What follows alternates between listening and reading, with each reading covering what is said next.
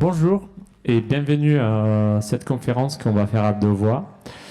Euh, la conférence est la suite d'une rencontre qui a été faite il y a une dizaine d'années entre la ville d'Érony-sous-Bois, le bureau d'études de naissance Switch et Tribu en tant qu'AMO.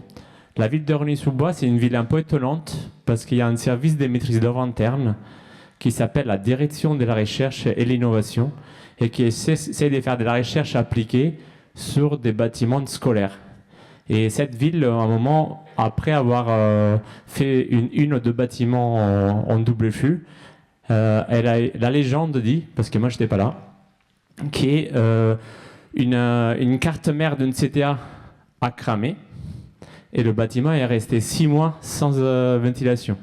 Et étant un bâtiment en paille et en terre, et ben, on a commencé à s'inquiéter de la qualité de l'air à l'intérieur du bâtiment. Et donc, du projet suivant, il y a été montée une équipe avec Tribu en AMO, Émilie qui n'est pas là ce soir, mon collègue Mathieu qui n'est pas là non plus, et la ville de Rony, ils ont commencé à réfléchir à comment faire de la ventilation naturelle. Cette rencontre a permis de développer toute une série de bâtiments d'école autour d'un projet qu'on va voir des récupérations à la chaleur. Et à ce moment-là, a commencé une collaboration entre ces trois entités qui a amené dans le cadre à une exposition qui est celle que vous voyez il y a 2023. On a monté cette exposition à l'école de la Villette avec le partenariat de la ville de Paris, la ville de Rony et Colonel Jean. Et ça a amené à une formation qui tourne depuis 3 ans et ça a amené aujourd'hui à un livre qui est un peu la fin du parcours de cette partenariat qui arrive aujourd'hui. Donc voilà, donc je passe la parole à Alain. Alors bonjour à toutes, bonjour à tous. Donc on va essayer là, en quelques diapositives, de vous présenter le contenu du livre et puis en même temps de vous donner envie de faire de la ventilation naturelle sur vos projets. Alors d'abord la première question c'est à quoi ça sert? Pourquoi est-ce qu'on fait ça alors qu'il est tellement simple d'appuyer sur un bouton et la machine fait le boulot à notre place. Alors, il y a deux grandes raisons de ventiler. La première, c'est pour respirer, c'est la ventilation hygiénique, évacuer les pollutions à l'intérieur du local. Et la deuxième, c'est le confort d'été. Et le confort d'été lui-même, il y a deux moyens d'y arriver avec la ventilation. D'abord, il faut évacuer les surchauffes cette fois-ci, pas que les pollutions, mais aussi les surchauffes, et c'est pas tout à fait la même chose. Et puis ensuite, on peut aller encore plus loin et on peut utiliser l'air créé par la ventilation pour rafraîchir les habitants, les occupants du local. C'est un phénomène bien connu, quand il fait chaud on transpire. La transpiration va s'évaporer et en s'évaporant, elle crée de la fraîcheur qui va nous permettre de supporter des températures un petit peu plus élevées. Voilà, alors ce qui a quelque chose d'intéressant à voir, c'est quelle quantité d'air est-ce qu'il faut qu'on envoie pour remplir ces 2 ou 3 fonctions. Et pour ça, on a choisi un indicateur qui est le taux de renouvellement d'air en volume par heure. Un volume par heure, ça veut dire qu'en 1 heure, je renouvelle complètement la ventilation de mon local. Et vous voyez sur l'image que vous avez sous les yeux on n'a pas besoin des mêmes taux de renouvellement d'air pour les différentes fonctions. Avec des taux de renouvellement d'air relativement faibles, de l'ordre de 1 volumeur dans un logement à peu près, on peut assurer la ventilation hygiénique. Avec des taux de renouvellement d'air un petit peu plus importants, c'est plus difficile d'évacuer les surchauffes, de 15 à 30 volumeurs à peu près On évacue les surchauffes et on commence à travailler sérieusement sur le confort d'été. Et puis par contre, pour faire de la vitesse d'air sur la peau, là il faut aller à des renouvellements d'air de l'ordre de 50, 100, voire plus volumeurs. À toi. Et donc, ce qu'on fait aujourd'hui, donc on fait de la ventilation naturelle pour plein de choses. On fait de la ventilation naturelle l'été pour faire du confort thermique et ça, on peut le faire sur plein de bâtiments, aussi des bâtiments qui sont ventilés pour la ventilation hygiénique avec des ventilations mécaniques. Donc ça, on ouvre les fenêtres, on l'ouvre bien, on fait la traversée, on verra, il y a plein de choses. Et il y a une autre chose qui est importante, c'est qu'on peut faire aussi de la ventilation naturelle pour la ventilation hygiénique. Et donc ça, donc le bâtiment, il a l'hiver, donc la ventilation hygiénique, ça veut dire que l'hiver, surtout, on évacue les polluants, donc les différents polluants qui peuvent être notamment le CO2, les CO2, les choses qui passent dans l'intérieur d'une pièce, on l'évacue avec un système qui n'a pas de moteur lui-même.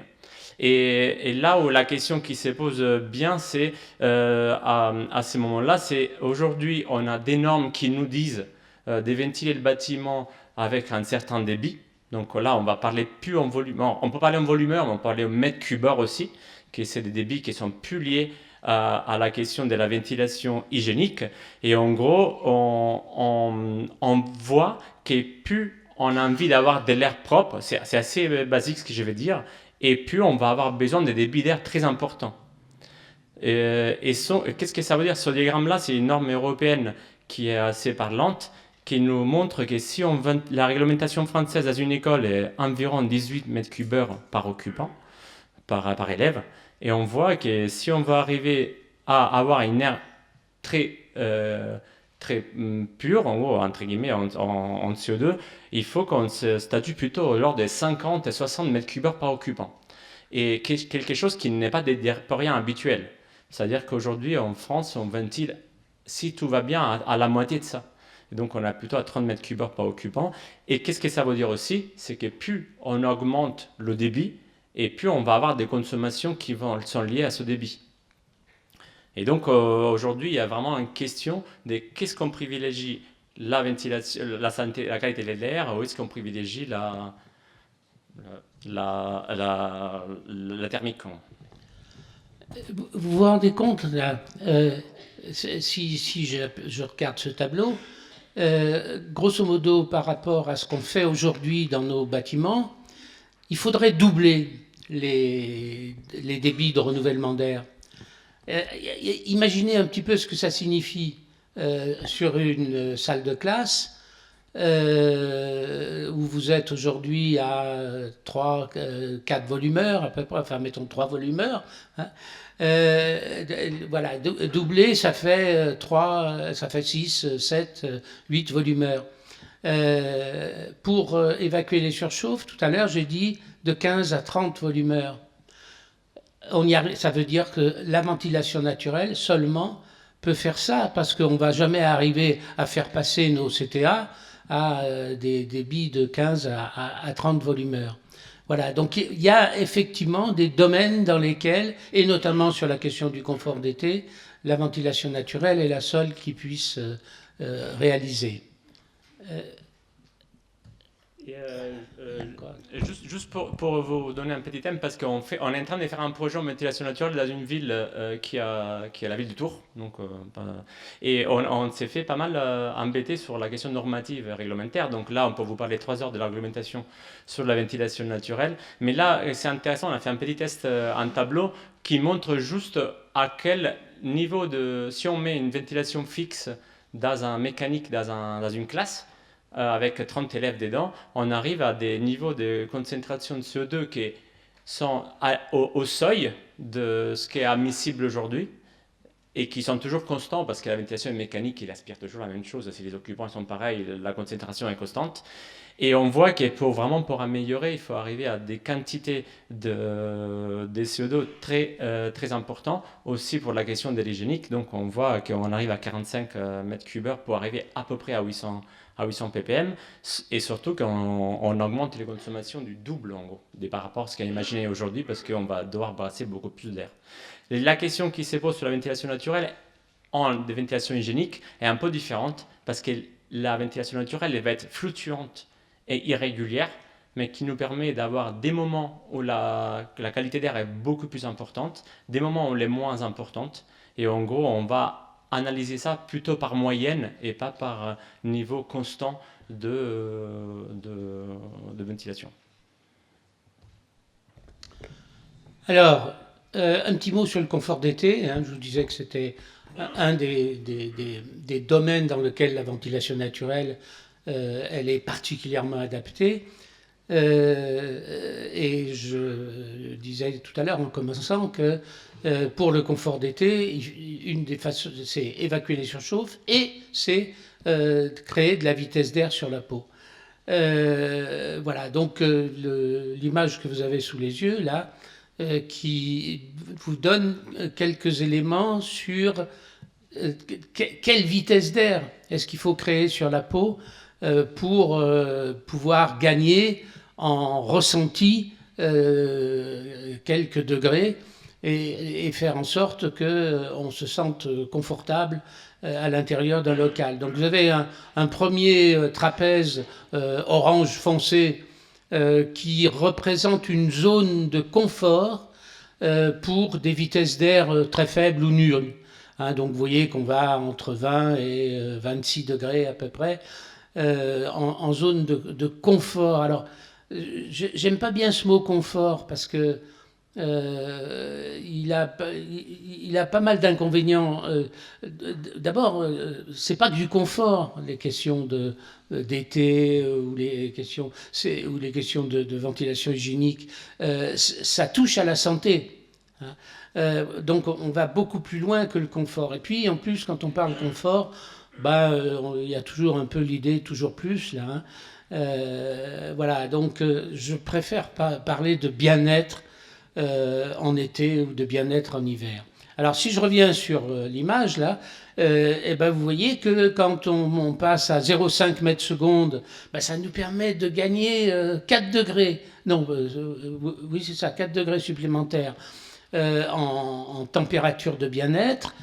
Si je passe à 1 mètre seconde, ça nous fait gagner de 5-6 degrés en plus en température supplémentaire.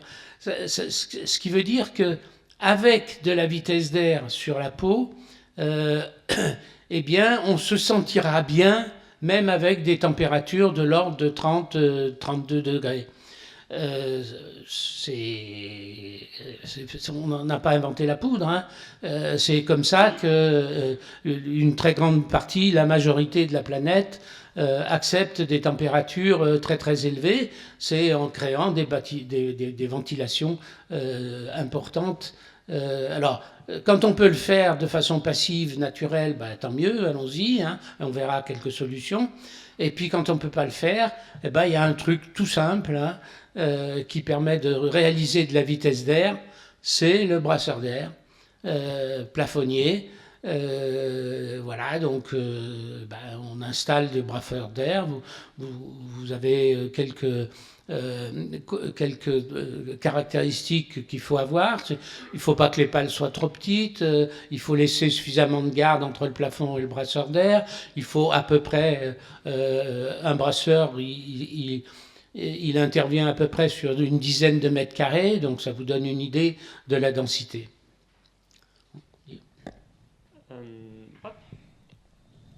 J'ai rajouté un slide un autre slide avec un peu de graphique pour comparer un peu en gros on parle des qualités d'air, on parle des conforts dans des bâtiments qui sont ventilés naturellement et en gros on a là où c'est intéressant c'est que les bâtiments, la ventilation naturelle n'est pas le seul moteur du confort thermique. On a des bâtiments qu'on conçoit de manière bioclimatique, on a de l'inertie, on a la possibilité des protections solaires, mais dans des bâtiments qu'on a testés, on voit qu'on arrive à des concentrations de CO2. On n'a pas vérifié combien de gens il y avait dans la pièce, mais bon, c'était des pièces occupées, donc on imagine que c'est une salle d'activité, qu'il y avait quand même une classe qui était dedans. On arrive à avoir des concentrations correctes des CO2 en occupation, et tout en ayant des températures qui sont très beaucoup plus fraîche que celle de l'extérieur. Le diagramme à droite, pardon, c'est un diagramme où on voit la température extérieure en vert. La température en rouge, c'est la température intérieure de ce bâtiment qui est à Rosny-sous-Bois, qui s'appelle le centre de loisirs Jacques Chirac. Et on voit qu'on peut obtenir des différences de température super importantes sans clim avec des murs isolés, bien isolés. Bon, ça, je vous explique, je vous apprends rien. La question qui est importante là-dedans, c'est que même si on ventile au moment où on a besoin par de l'air chaud qui rentre de l'extérieur, on arrive quand même à avoir un confort important et une qualité d'air correcte. Donc c'était ça un peu le...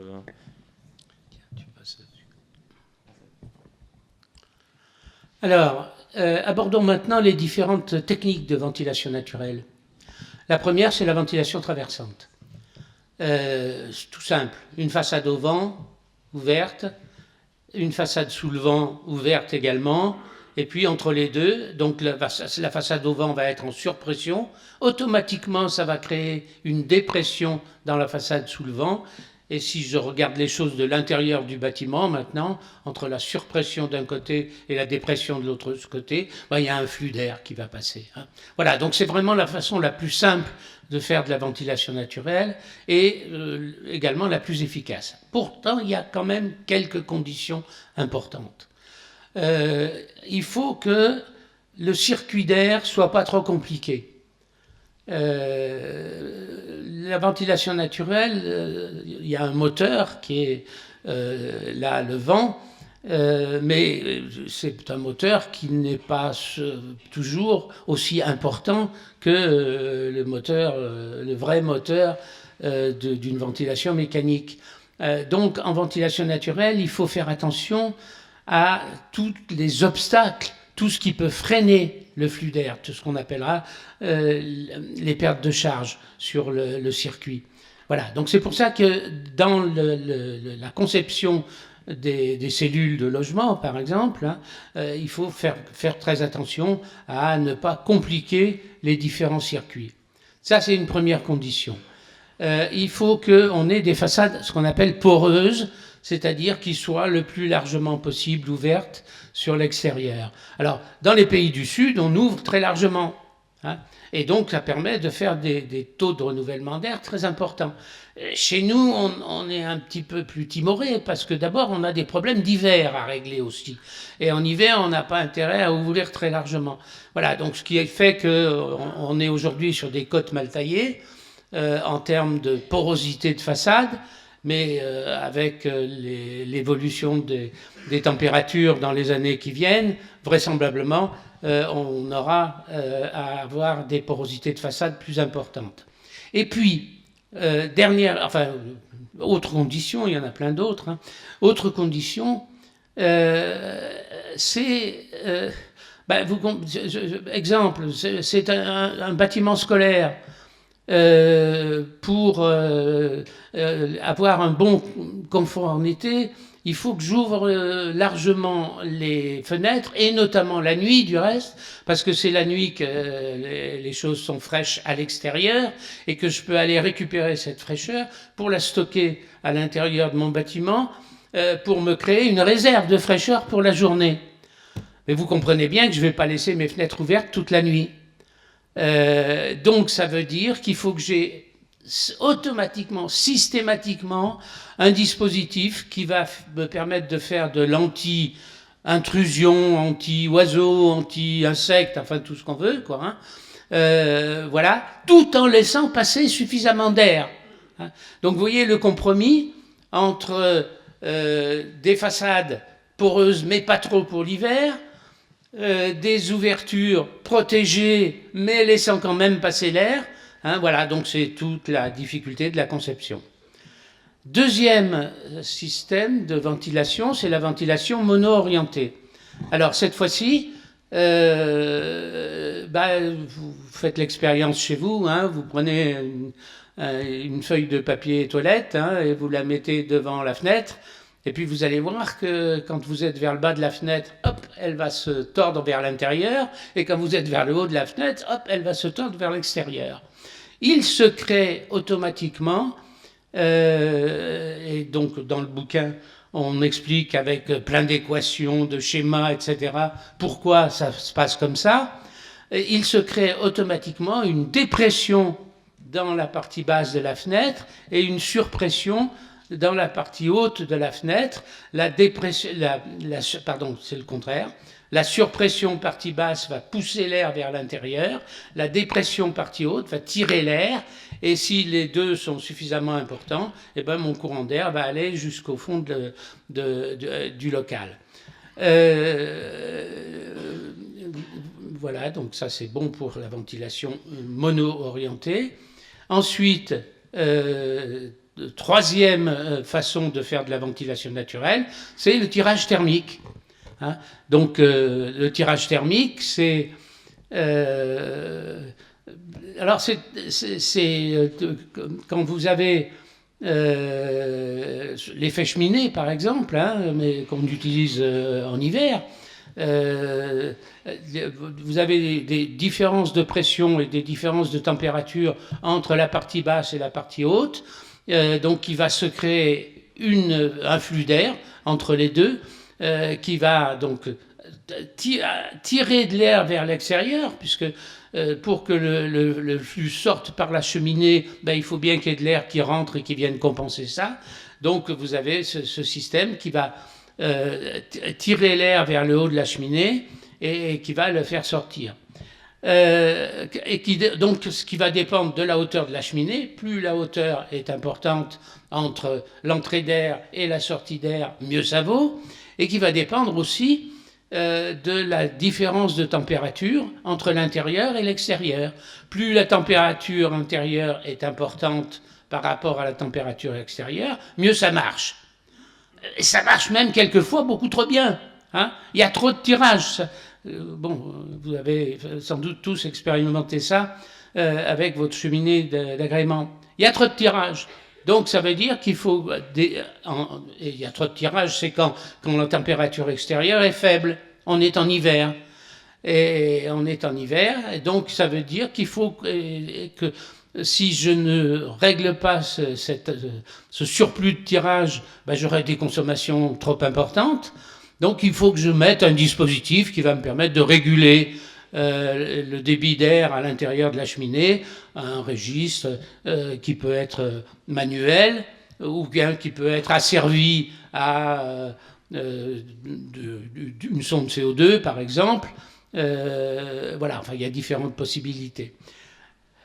Et puis en été, alors en été, là ça devient difficile parce que quelquefois en été, c'est la température extérieure qui va être supérieure à la température intérieure.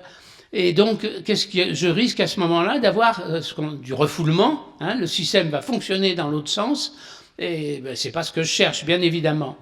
Donc, il faut que j'imagine des dispositifs qui vont me permettre, dans ces cas-là, d'accélérer, d'assister le tirage thermique insuffisant. Ces dispositifs, il y en a tout plein. Par exemple, eh bien, ça peut être les cheminées solaires avec une vitre qui va surchauffer la veine d'air artificiellement pour la faire sortir. Ou bien ça peut être des différents dispositifs liés au vent avec des aérateurs éoliens statiques, enfin, sans aide électrique, ou des formes de girouettes, etc. Voilà, c'est toi ça. Et un autre élément qui, comme on a vu, il y a de la ventilation par la force du vent. En gros, le vent, c'est un des deux moteurs pour le tirage, pour le fonctionnement de la ventilation naturelle. Un autre moteur, on a vu, c'est le gradient thermique. Donc, c'est la différence des températures entre le début et la fin d'une cheminée. Donc, ces éléments-là, ils se combinent souvent. Et à partir des systèmes-là, qui sont les systèmes de base, on vient à appliquer plein de choses qui vont nous permettre de réguler le système, qui nous permettent de le faciliter. Et pourquoi pas de récupérer de la chaleur sur des systèmes de ventilation naturelle. Donc on vient fabriquer une machine de double flux, mais en ventilation naturelle. Et pour faire ça, il faut qu'on fasse croiser des flux. Et donc, on vient imaginer tout un système autour d'un endroit où il y a deux flux d'air froid qui rentrent et des extractions qui sortent, qui doivent se croiser dans un endroit pour permettre à ces deux flux d'échanger des calories d'un côté et de l'autre. On l'a fait sur une dizaine de projets. Et là, on a un schéma pour pouvoir faire comprendre comment ça marche. Donc, c'est la maison des canaux, c'est un bâtiment qui est réalisé et qui normalement est dans les références du Petit Bouquin. Et de l'autre côté, c'est l'échangeur de la Grande Coco, qui est un autre projet qui est aussi dans les références. Et donc, ce système-là permet, dans des climats plus rudes, parce que la ventilation naturelle, l'eau de la ventilation naturelle, pour la ventilation hygiénique, c'est que l'hiver, on consomme plus de chaleur parce qu'on sort de l'air qui est froide. Et donc, pour compenser cet effet-là, on peut imaginer de faire de la récupération de chaleur. Ça donne de la complexité au système, mais ça permet de faire des économies d'énergie sur les parties caloriques.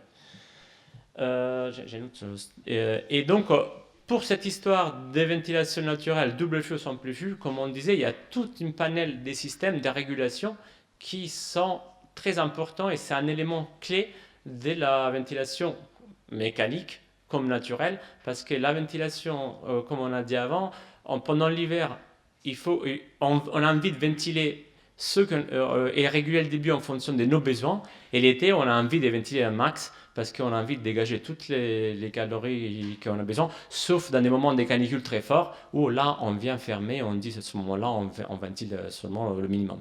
Et donc, on a toute une palette de systèmes qui vont dans un système, comme vous voyez à droite, un système totalement manuel, qui c'est un système avec juste à droite, à gauche, c'est à gauche, bon, d'un côté. C'est juste une triangle avec un triangle qui permet d'ouvrir et fermer un registre en fonction des indications qu'il peut donner une sonde de CO2 ou des indications qui sont données aux usagers. Et donc, on met toute la performance en main à un être humain. Chose que, est-ce que c'est une bonne chose? Peut-être. Et dans l'autre système, on peut développer des systèmes, même dans cette dynamique des low-tech, qui sont plus technologiques. Donc, on fait réguler les registres par des sondes qu'eux, ils sont plus ou moins technologiques. Et donc, ça nous permet à la fois d'imaginer est-ce qu'on fait fonctionner ça de manière automatique et on va vers une performance plus importante, ou est-ce qu'on donne ça en main des êtres humains et qu'on les responsabilise et qu'on leur donne la possibilité de gérer leur propre confort. C'est des choses qu'on essaye de mettre en place en fonction des envies, sachant que effectivement, plus on est manuel et plus on peut fonctionner dans des moments où il y aura des pannes électriques, des pannes climatiques et des choses comme ça. Et un dernier, j'ai piqué ça aussi, une grosse question qui se pose avec la ventilation naturelle, la ventilation mécanique, c'est qu'est-ce qu'on y gagne aussi à niveau des matières.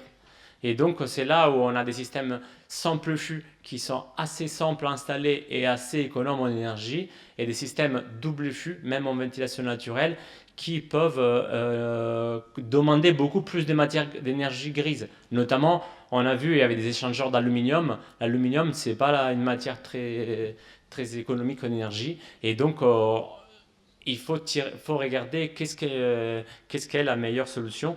Cette slide-là, c'est une thèse d'un Français qui a fait une thèse en Angleterre, c'est Mathieu Nakarato, et qui justement, lui, en Angleterre, ils ont été très précurseurs sur la ventilation naturelle pendant les années 90. Ils ont arrêté un moment pour des différentes questions, et là, il essaie de faire une thèse pour réélaborer sur la performance énergétique et sur la CV des systèmes de ventilation naturelle, double flux, simple flux ou hybride pour essayer de trouver une solution optimisée. Et pour lui, la solution optimisée, c'était un système de ventilation naturelle avec des petits ventilateurs qui pouvaient être allumés seulement dans le cas en gros, une chose un peu hybride, dans le cas où dans le cas où on avait besoin vraiment. Donc, en gros, c'était une solution un peu hybride. Allez, quelques exemples. Alors, évidemment, vous n'allez pas couper au baguir iranien. Chaque fois qu'il y a une présentation sur la ventilation naturelle, on y fait référence. Il y a 3000 ans. Hein. Il y a 3000 ans.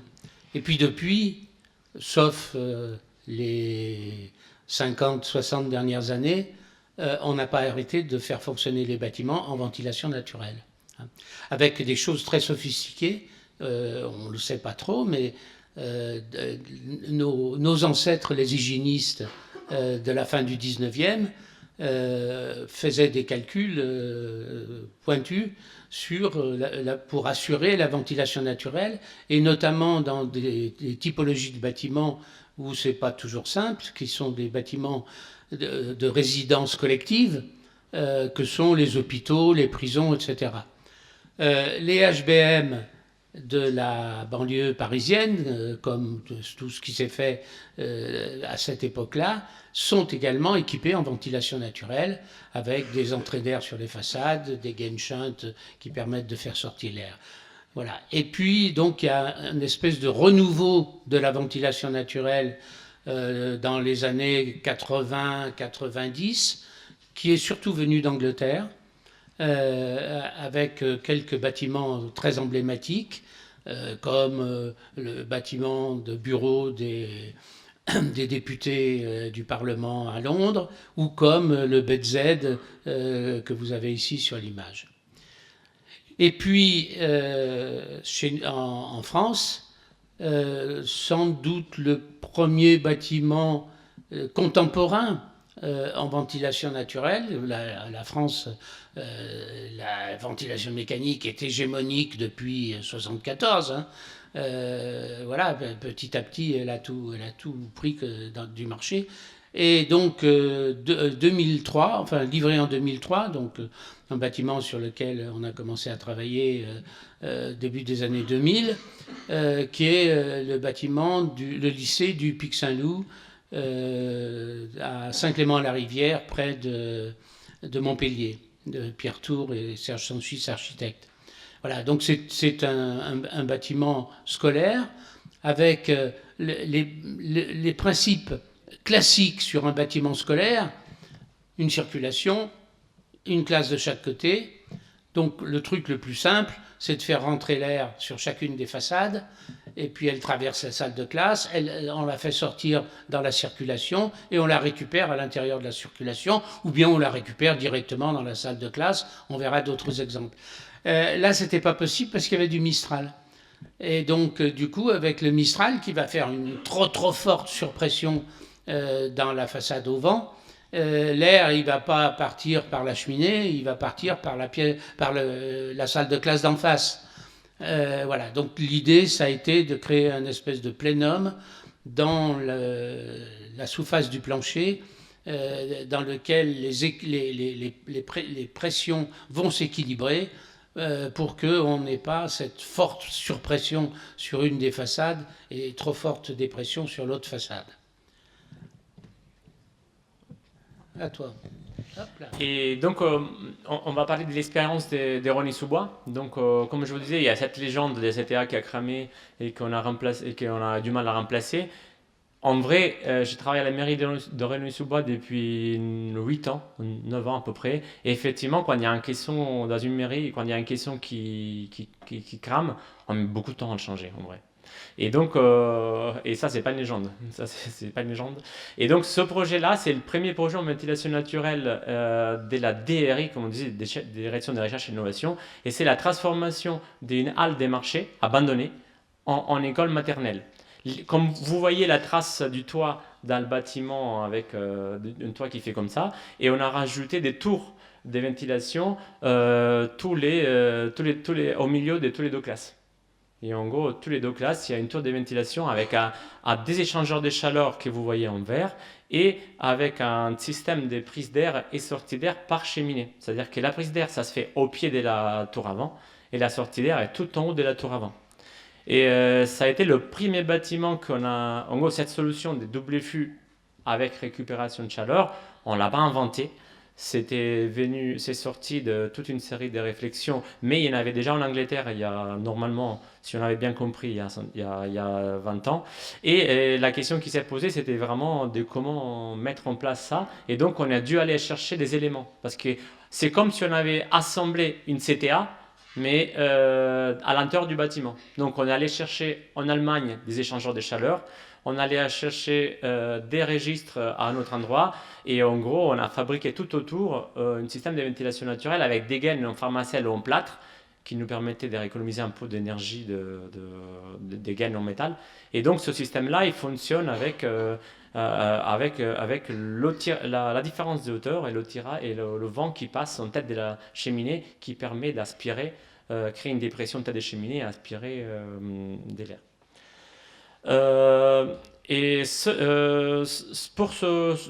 On a déjà fait, on a fait 7 bâtiments comme ça. Et donc, pendant 10 ans, on s'est attelé à faire des bâtiments un après l'autre pour essayer toujours dans le même système, mais pour essayer d'optimiser à chaque fois des choses différentes. Et notamment optimiser l'emplacement de l'échangeur par rapport aux contraintes de feu, l'emplacement des conduites par rapport au feu, et aussi tout ce qui est la régulation. On est passé d'un premier bâtiment tout en régulation via une GTC, parce qu'on n'a pas réussi à acheter les bons produits. Et le deuxième projet, on a réussi à acheter des poignées qui permettaient de bouger les registres qui étaient cachés dans le faux plafond avec une poignée d'hélicoptère. Et donc, on est allé chercher une vingtaine de poignées d'hélicoptères dans une entreprise qui vendait des poignées d'hélicoptères. Sauf qu'il n'avait pas trop envie de nous les vendre parce que normalement, ils font des commandes des 300, 400 poignées d'hélicoptères et nous, on en achetait 20. Et quand on les a installés, on a fait plein de tests pour voir si on arrivait à bouger 2 registres avec une seule poignée. Les tests étaient négatifs, donc on s'est retrouvé avec un registre, une poignée. Donc vous imaginez, dans une pièce, il y a 8 registres. Et ben on a 8 poignées. Et donc, quand on fait le tour de la pièce pour fermer tout le système, globalement, c'était pas dingue. Mais il n'empêche que c'était une question d'innover sur la manière de faire fonctionner, de mettre les êtres humains au service. On est repassé par des systèmes plus low-tech, des interrupteurs, parce qu'on s'est dit qu'un interrupteur, c'est quand même un truc assez low-tech. On appuie dessus, ça s'arrête, on appuie dessus, ça s'ouvre. Et là, on a perdu un peu l'être humain, parce que l'être humain, il préfère une poignée qu'appuyer sur un bouton. Surtout s'ils ne voient pas ce qui se passe derrière. Et donc les gens ils commencent à appuyer sur les boutons, à jouer, mais donc ça s'ouvrait, ça se fermait, et donc on a encore évolué là-dessus. Et donc c'est juste pour dire, parce que j'arrête, qu'on a fait quand même 10 ans à s'amuser à essayer d'optimiser les choses. Et j'ai un dernier projet qui n'est pas sur... en gros, qui est en train de rentrer en chantier. Ça, c'est fait sans la mairie de Rosny. C'est à la même échelle, en gros, sur une vingtaine de classes. Et c'est un système où on a un peu abîmé une galerie souterraine pour essayer de rafraîchir un peu l'air aussi, et des systèmes verticaux qui permettent d'avoir... on a pas mal de gaines, mais ils ne sont plus c'est une autre conception. C'est des gaines qui vont du haut en bas, du bas en haut, et qui ne vont pas horizontalement dans les bâtiments. Donc c'est une autre conception, et j'arrête de vous embêter là-dessus. Alors là, on est à Paris, la médiathèque James Baldwin de Philippe Madec. Donc c'est une réhabilitation. C'était un lycée qui a été transformé en médiathèque d'un côté, et puis un équipement qui s'appelle Maison des réfugiés de l'autre côté. Ce qui est intéressant du point de vue de la ventilation naturelle, c'est qu'on avait un bâtiment très épais, d'une trentaine de mètres d'épaisseur, beaucoup trop épais pour y faire de la ventilation naturelle. Et donc, du coup, l'idée, c'est de percer un espèce d'atrium au centre de ce bâtiment, ouvert sur l'extérieur, qui va permettre d'accélérer les flux d'air. Alors, c'est pas tout à fait du tirage thermique, c'est d'autres dépressions, surpressions qui s'installent sur ce bâtiment. C'est ce qu'on appelle le puits dépressionnaire, c'est-à-dire surpression sur la façade qui est au vent, et puis la dépression qu'on trouve habituellement sur la façade sous le vent, on va la retrouver au milieu dans le puits dépressionnaire, donc qui va permettre de tirer l'air d'un côté, et puis il sera poussé du côté où il y a la façade au vent. Voilà, on va peut-être... Alors ici, c'est même principe, il y a un puits dépressionnaire. Quand il y a beaucoup de vent, on est à l'île de la Réunion, donc dans un climat chaud. Et donc c'est un bâtiment qui est entièrement ventilé et entièrement rafraîchi naturellement. Par le système de vent, en traversant quand le vent est suffisamment important, en puits dépressionnaire quand le vent est moins important. On continue. Voilà. Logement. Alors, logement, c'est compliqué. Parce qu'on a plein de règles. Les arrêtés de 82, la règle du balayage, voilà, j'en passe sans doute et des meilleurs. Donc, si on veut respecter tout ça, on arrive à des systèmes qui sont quand même un peu complexes, hein, enfin je dirais même carrément très compliqués, avec des automates programmables un petit peu dans tous les coins. Et puis en bâtiment, l'automate programmable, ben, il se programme pas le même programme multiplié 36 fois, mais chaque fois c'est des programmes différents. Enfin bref, voilà. Alors que traditionnellement et depuis longtemps, on sait ventiler en ouvrant les fenêtres. Alors pourquoi ne pas revenir à de la ventilation naturelle par ouverture des fenêtres? Alors on va faire ça intelligemment. Donc ça c'est un bâtiment qui est en cours d'expérimentation à Bordeaux de ventilation. On va faire ça intelligemment, c'est-à-dire qu'on va d'abord remarquer qu'il y a deux types de pollution. Il y a la pollution qui est liée au bâti, les composés organiques volatiles, tout ça, qui est permanente celle-là, hein, qu'il y ait des gens ou qu'il n'y ait pas des gens, cette pollution, elle existe. Donc il faut un système de ventilation permanent qui permet de répondre à cette pollution-là. Le coup de chance, c'est qu'elle représente 10-15% à peu près du total des pollutions. Donc on va pouvoir régler son sort avec des systèmes de bouches d'entrée d'un côté, de bouches de sortie de l'autre côté, pas trop importantes finalement, hein, voilà, qui représentent 15% à peu près de ce que seraient les sections de ces bouches s'il fallait qu'elles règlent le problème de la totalité des pollutions. Donc ça c'est pour... donc on va avoir des bouches qui vont être à certains moments au vent, mais à d'autres moments qui vont être sous le vent, et réciproquement. C'est-à-dire qu'il peut y avoir différents trajets. Alors, on va quand même essayer d'inciter l'air à passer là où on a envie qu'il passe. On a deux moyens pour ça. Le premier, c'est ventilation basse, ventilation haute. On sait que l'air va plutôt rentrer par la ventilation basse, plutôt sortir par la ventilation haute.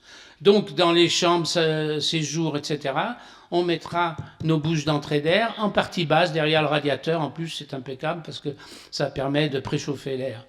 Et puis, dans les pièces de sortie, donc les pièces humides, il faut qu'elles soient en façade.